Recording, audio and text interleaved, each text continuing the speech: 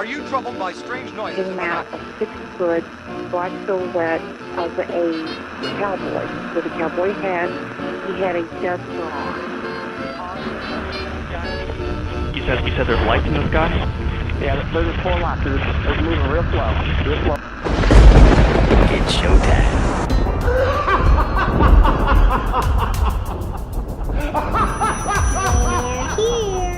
The Emit Blackwell Show, diving into the creative minds of sci-fi, horror, fantasy, and paranormal authors. Their fantasy is our reality.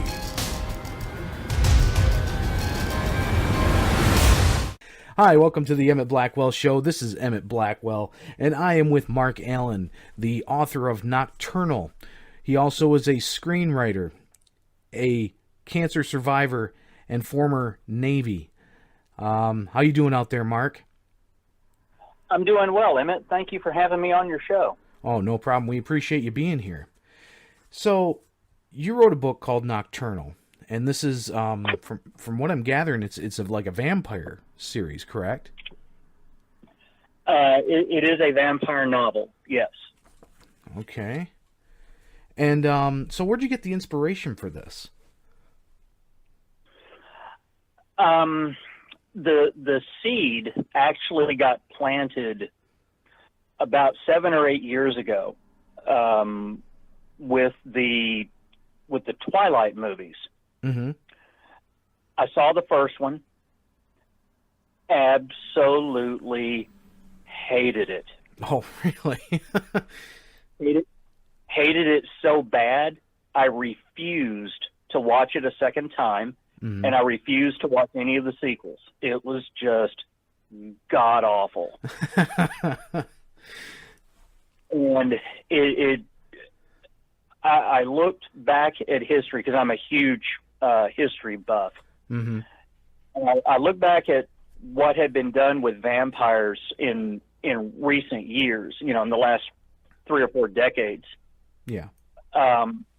And vampires had lost their teeth. Mm-hmm. Yep. In the Twilight movies, they have literally lost their teeth. They have no fangs. Mm-hmm. And that's just not my vision of what a vampire is. So yeah, figuratively and literally. Yeah. I was really delighted. I was really thrilled when the vampire movie 30 Days of Night came out. Mm-hmm. That was very close to what my vision of a vampire should be. A vampire is something to be feared. Mm-hmm. And so But what had been going on in the decades prior is they had become lovelorn in a lot of ways. Mm-hmm. They were trying to hang on to their humanity. They were always conflicted about drinking blood and all this. And now it's been done incredibly well that way. And, I think of Anne Rice with her series of vampire novels with Armand and Lestat and all. Mm-hmm. Incredibly well done. She is a master craftsman at storytelling. But Louis was lovelorn, and to an extent, so was Lestat. But Lestat hid it better. Yeah. And I wanted to do something that made vampires scary again. So the Nocturnal book, the Nocturnal novel, what's the premise of this whole thing? A 130-year-old vampire saves the life of an undercover police officer who has infiltrated and been marked by death by a transnational drug cartel. Okay. Now, this is happening in San Diego, California, where I lived for 35 years. And the location actually becomes a character in the book. Oh, yeah. Yeah. And anyway, once he saved this young man, he protects him, and together they dismantle the cartel one bloody piece at a time. So this is like... They expose... So this kind of falls right into that kind of dark horror / noir kind of book. Oh, yeah. Yes, in fact, when Kirkus Reviews wrote a review on Nocturnal, they called it, and this is a quote from them, this is their words, they call it a sleek horror noir. Okay. And that means more to me than anything, because I love horror and I love film noir. So if I created a horror noir, then I succeeded in what I had set out to do with this novel. Yeah, and bringing back that genre back to a place that you believe it should be, that's got to feel amazing. It does.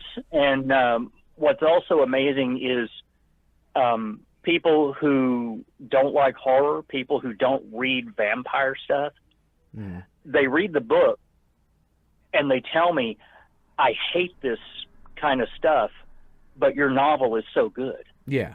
Yep.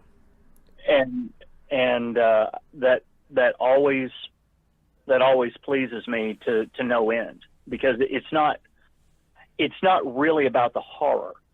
This is a story where there's a lot of human police action, law enforcement type action going on, and I threw a vampire into the mix, and then I hit the puree button, you know, and I had no idea when I started it. I had no idea what was going to happen. Yeah, I really didn't. In fact, the story took off in directions that I didn't even know it was going to go, because during the creative process, the characters really kind of take over. Yeah. And they tell me where to go. They tell me where to take the story. And I just do what they say. So did you have like any initial inspiration for the characters in the book? Yeah. Being ex-military, I did a career in the military and retired, and without getting into too much of it, because I don't like to talk about a lot of the details, but I was a Navy corpsman, and I was a Fleet Marine Force warfare specialist. That means I didn't spend my career sitting in an air-conditioned hospital stateside or on an air-conditioned hospital ship, you know, floating 100 miles offshore. I had my ass in the sand with my Marines, and where they went, I went. What they did, I did. And in addition to all that, I also had to keep them alive. That was my job. Wow. And so you can imagine in the last 30 years, think back 30 years, and you can imagine some of the places I've been. Oh yeah. And some of the things I've done. So I bring that to the writing. I also have a lot of family in law enforcement. Yeah. I had a grandfather in law enforcement. I had an uncle in law enforcement. My older brother is a retired Dallas Police Department officer. My oldest son is a cop in Wyoming. Cool. My oldest daughter was an MP in the Army until she got injured and had to be medically retired. So, you know, in fact, I'm kind of the odd man out because I didn't go into law enforcement. Yeah, well, I think you've served your time, definitely. So, well, they cut me some slack. You know, with the whole, you know, combat on 3 continents thing. Yeah. You know, I can always toss that out there. They cut me some slack, but when I start talking about the art and the craft of writing or I start talking about the craft of screenwriting, or you know, how the business really works, they just look at me with that look that says, "Mark, shut up," and they just kind of roll their eyes and go, "Oh God, he's going into that again." Well, you know, and that's the thing, is that the life experiences that you have had up to this point have really been able to provide you that inspiration that not a lot of writers will be able to enjoy or to experience, because of the fact that they kind of build off of other writers' works. And the fact that you have so much experience, hands-on experience, literal abilities to describe in your type of genre what's going on. And I think everybody who's listening can understand what I'm talking about. Having all that experience. I get inspired by other authors that I read too, and I shamelessly steal writing techniques that I see in the books of authors that I love. I'm always looking for new tips and tricks, and if I can figure something out in a novel that I'm reading and enjoying, you better believe I will file that in the back of my mind, and I will use it. So you said that you had a passage from this Nocturnal book. Would you mind reading that for us? Oh, I'd be happy to. Journal entry, Wednesday, 25th January. Damp, clammy darkness, threatening drizzle greeted me when I reanimated tonight. Nothing new there.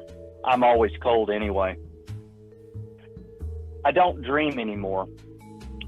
Not since I was a young man. Not since when I could still see the world through human eyes. When I still felt the sun's warmth on my face. Before I became this thing that I became. I do not blame society. I made my own decisions. I knew they were bad decisions. I knew they were wrong. I did them anyway. I've brought all of this on myself. This is my blunt and brutal philosophy. Honesty in all things, both great and small. And now to the task at hand. My skill set is unique to my kind. And once lethal, deadly skills have been taught, learned, and perfected to the point that their execution becomes a matter of muscle memory rather than conscious thought, they never truly leave.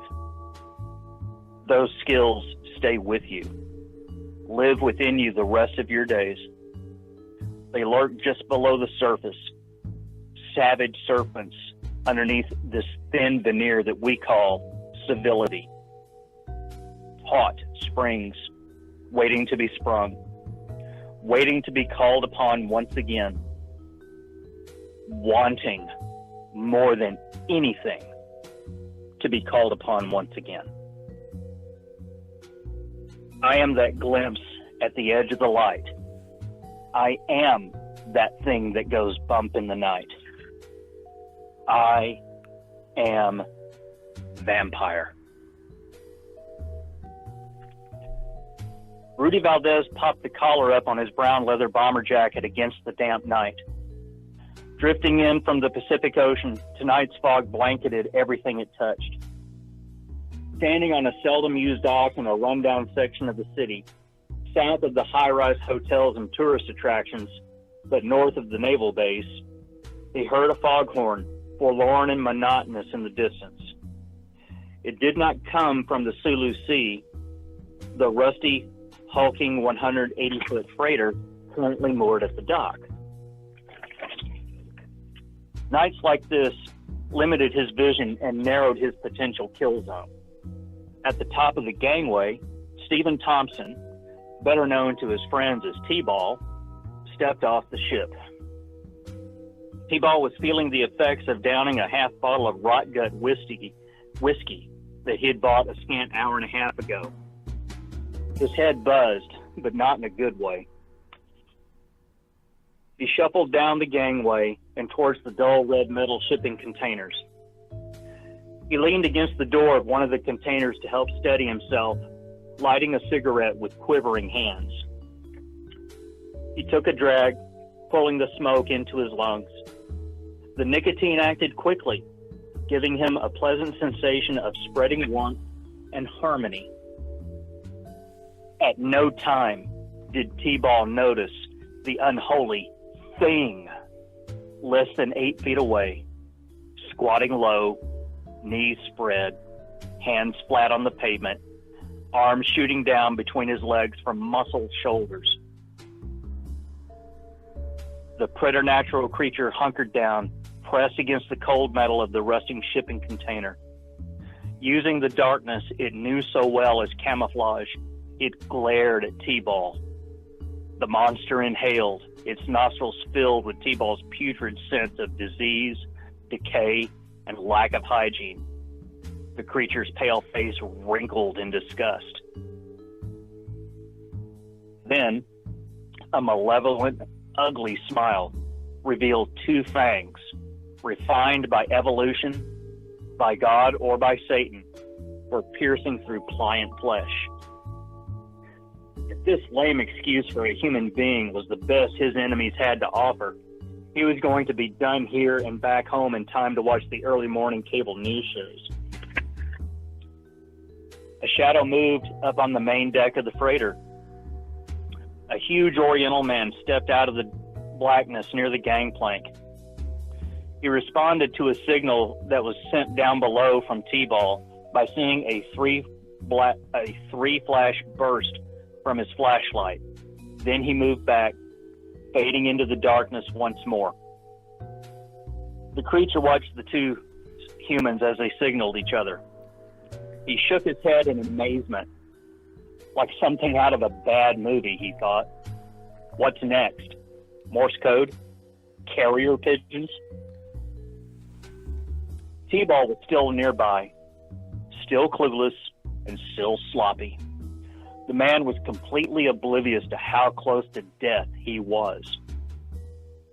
The creature glanced up at the ship, observing the Chinese man in the darkness. He knew instinctively by the efficient manner in which he moved, this man was, in human terms at least, a dangerous individual. Wait till they get a load of me. The creature glanced at his wristwatch. Even in the utter darkness, his vampire eyes read the dial easily. Time to get things started.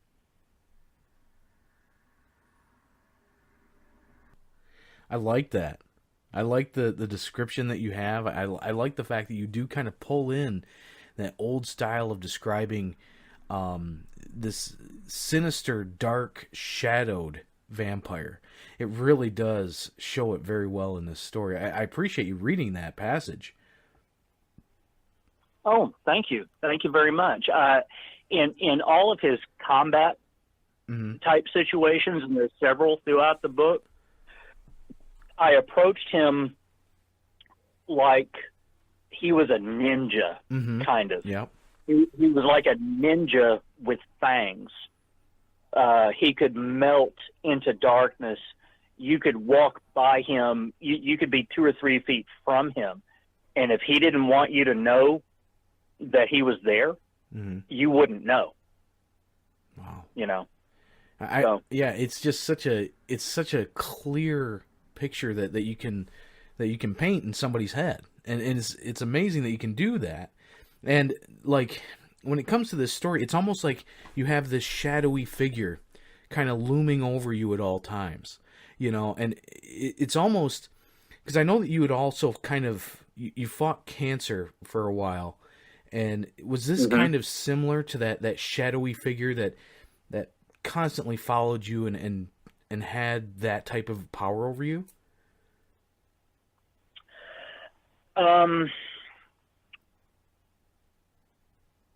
I never really made that connection. I did write this while I was fighting cancer. But what the cancer did was the cancer got me off my ass to actually write it, because I really, really had something to say. Mm-hmm. And I wanted to make sure that I said it before I died. Yeah. It's interesting. Cancer was worse than all the combat that I've ever been in. Whew. It scared me worse. Mm-hmm. This is an enemy that you can't see. Mm-hmm. And this is an enemy that you can't fight on your own. Mm-hmm. You have to give up control to other people, and they fight the battle for you. And in a way, as a patient, you have to be actively involved, and you have to do certain things and not do certain other things and all that. But at the end of the day, they're the ones doing the fighting, and you're just along for the ride. Mm-hmm. And you might live, you might die, but my only other option was to not fight the cancer. Mm-hmm. And if I had not fought it, I would have been dead within 12 months, because my cancer was a particularly aggressive, fast-growing cancer. And I'll never forget my surgeon, the guy that actually did the surgery on me. He just asked me. He goes, "Mark, how do you want me to talk with you?" And I said, "Well, I'm an old enlisted man, and I'm an old war dog. Give it to me straight. Mm-hmm. Give it to me loud. Give it to me dirty. That way, I'll remember it." Mm-hmm. And he told me, "You've got stage 4. Start getting your affairs in order." And he said, you've got 2 options. He says, you can do nothing, in which case you're going to be dead in 12 months. The last 6 months, you're going to wish that you were dead. He said, the only other chance is to fight it and figure out a treatment plan. And he said, here's the thing, Mark, even if you fight it, you may still die. And you may still die within a year anyway. Mm-hmm. He said, you've got about a 23% chance of living at this point in time. But if you don't do anything, you have a 100% chance that you're going to die. Mm-hmm.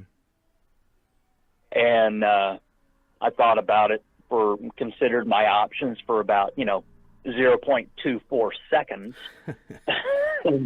And I said, well, I'm not ready to die yet. I don't feel I've done everything that I was placed on this earth to do. Mm-hmm. So, let's fight it. And he said, let me be up front with you, Mark. He said, the treatment is going to be painful. He said, Mark, I am going to beat your body to shit. Mm-hmm. And there are going to be days when you wished that you had just chosen to, not fight it and just go with it and die. There are going to be days when you're going to regret doing this. And I said, I understand. I said, I'm no stranger to pain. Mm-hmm.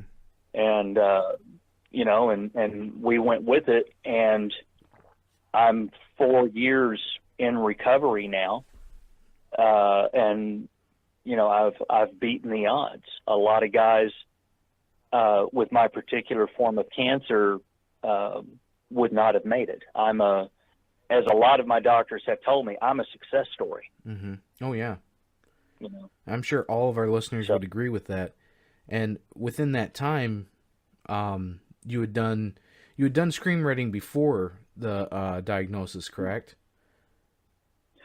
Yes. Okay. My goal when I was getting ready to get out of the military was to be a screenwriter for Hollywood. That's what I wanted to do, and all of my efforts at that time were towards learning the craft of screenwriting. Yeah. And so before the cancer, you were already doing writing. And after you were diagnosed, you wrote Nocturnal. And yes, you were faced with this reality of, the possibility of not being around. And it almost seems to me, Mark, like you just said, you know what, I'm going, and if I'm going to go, I'm throwing all the guns on the table, and I'm going to write this the best I can. Because within that short passage that you just read, I was able to visualize very, very clearly the way that you were portraying this vampire. And to be honest with you, it seems to me like somebody who had said, you know what, I'm pulling out my entire toolbox of tricks, and I'm throwing them on the piece of paper as if it is my last day. And yes, that right there could, for one, like I've told you before, you're very inspirational, okay? And I know you don't want to say that you believe that or not, but the fact that everyone should write as if it is their last day, you've just proven that to be one of the best writing motivators out there. And I want to thank you so much for that. Well, thank you for saying it. I'm truly flattered. Well, you're a great writer. So, when it comes to that, when it comes to inspiring other writers, even though you're probably not somebody who thinks that you are doing it, well, you've already done it today within this short time. What other advice would you give a writer if they're just getting started?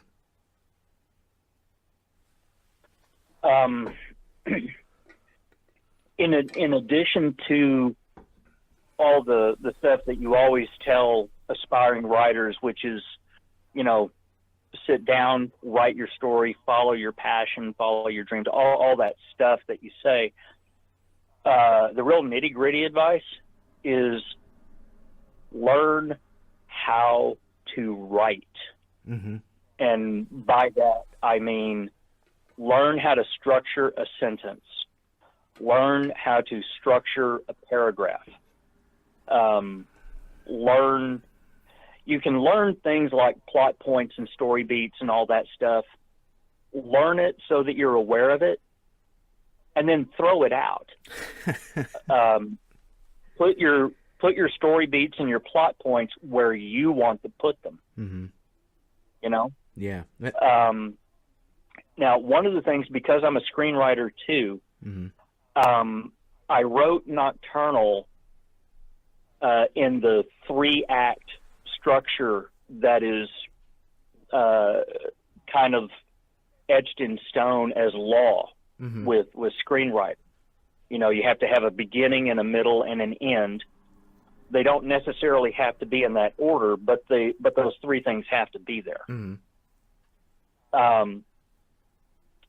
So I would tell them that, take all the English comp classes that you can, take all the English grammar that you can, take the composition, take the advanced stuff, learn how to, try your hand at poetry, even if you're not going to be a poet. Try your hand at poetry, write short stories, all of that. Because the more versatile you are as a writer, the better a writer you will become. Don't be afraid to work in different formats and mediums, because it all comes together eventually. Well, on that note, Mark, I would definitely like to thank you for being here on the show today. You are a true inspiration, sir. My pleasure. And I hope that Nocturnal really takes off for you, because your writing style is very unique, and it's very descriptive and visual. And I'm sure that our listeners would probably like to read the book. It is on Amazon.com. They can go ahead and purchase it there. And yes, it's on Amazon.com. It's also available on Amazon in Kindle. Yep. It's also available on BarnesandNoble.com in paperback. And for Nook readers, it is available in the Nook format as an ebook also through BarnesandNoble.com. Mm-hmm. And I'll go ahead and put the links in the description of the video for those people who may be watching this on YouTube. I wish you the best of luck, Mark. You have really inspired a lot of people, and I expect that you'll be inspiring people for days to come. You've really added to the Emit Blackwell show today by bringing your story, and I really do appreciate it. Well, I'm flattered to be here. I'm delighted about this. I am working on another novel. Oh, really? In addition to the screenwriting stuff I've got going. Oh yeah, I write every day, every single day of my life. It's how I stay sane. Yeah, yeah. But yeah, I'm working on a werewolf novel now, and now that I live in the Pacific Northwest, I am setting the story in and around the Puget Sound area of Washington State, Seattle, Tacoma, and then up north on the other side into Gig Harbor and Port Orchard and Bremerton and all these areas that are right around the Puget Sound. Mm.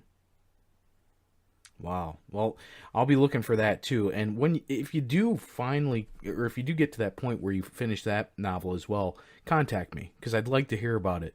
And by that time, Mark, you may be so big that you'll probably forget about this show. But I do want to thank you once again for being here tonight. You are an amazing author, and I hope to see a lot more in the future from you, okay? Okay. I will do my best. All right. Well, thank you so much for being here on the show. And I will thank everybody out there for listening to the Emit Blackwell Show. We are still seeking new authors, independent authors, people getting started. And hopefully with your words and your stories behind your stories, we can change the paradigm of independent books. And once again, Mark, thank you so much for being here tonight. It was my pleasure, sir. All right. You guys have a good night out there, and thank you so much.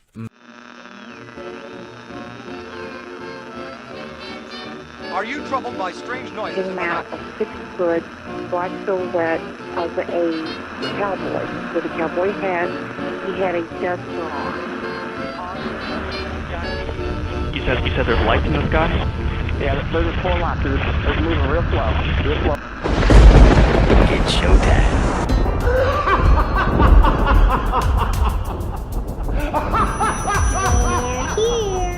The Emit Blackwell Show, diving into the creative minds of sci-fi, horror, fantasy, and paranormal authors. Their fantasy is our reality.